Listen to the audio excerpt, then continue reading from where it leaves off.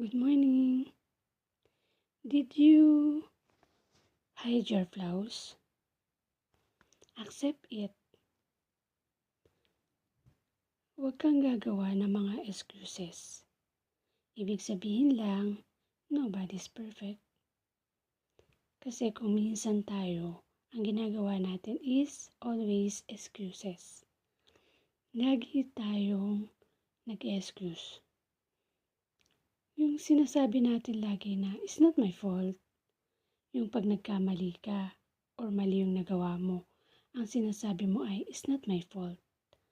So, ano po yun? Excuses po yun. Wag niyo pong uugaliin na mag-excuse kayo. Gagawa kayo ng mga excuses. Lalo na, pag may pinapagawa sa inyo. Halimbawa, may pinapagawa sa inyo na isang bagay. Wag niyo pong Huwag niyong iisipin yung mga excuses na sasabihin niyo. Kung hindi, gawin niyo muna siya bago niyo sabihin.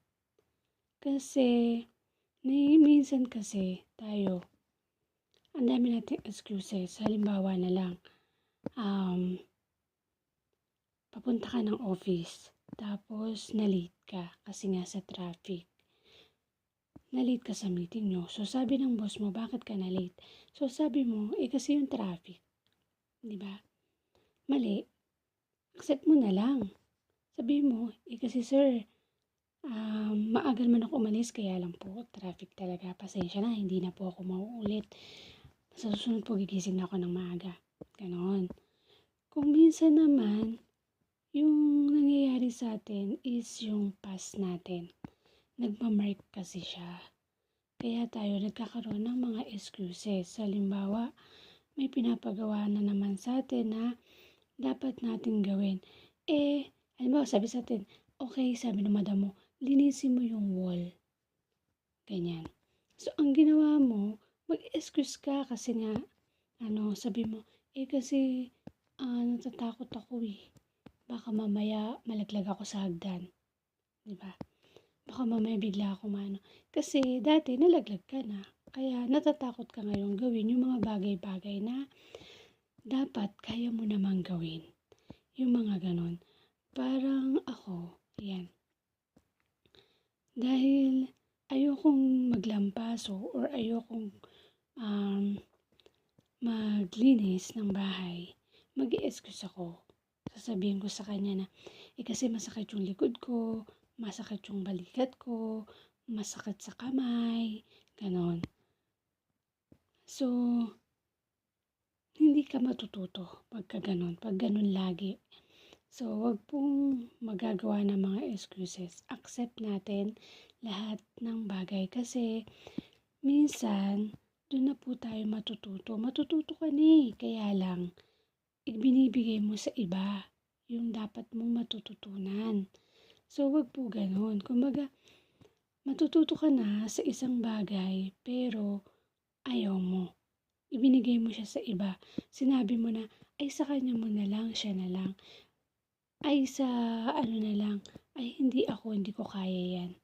So, matututunan mo ang lahat ng bagay kung lagi kang mag-a-accept. I-accept mo lahat ng binibigay sa'yo. Or lahat ng sa'yo ng buhay na gawin mo to, ganito, ganyan.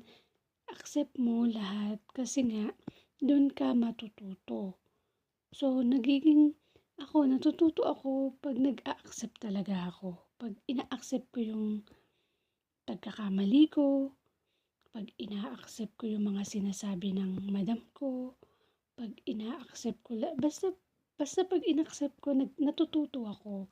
So, yun po yung mga bagay-bagay na dapat nating matutunan. Accept lang. Para magkaroon ka ng freedom, para magkaroon ka ng successful life. Kasi, pag hindi ka marunong mag-accept, pagka lagi mong ibinibigay sa iba or ibiniblame mo sa iba, halimbawa na lang, pinagluluto ka, sabi mo, hindi ko alam yan. Diba? Tuturuan ka nga paano hindi mo alam. Di ba? Ibibigay naman sa'yo, posible man hindi ka marunong. Di ba? So, yun. Accept it. Huwag mong i-hide yung flaws mo. I-accept mo lang siya para magkaroon ka po ng successful life. Okay? Ito po si Lea Rosales na nagsasabing, make your life better.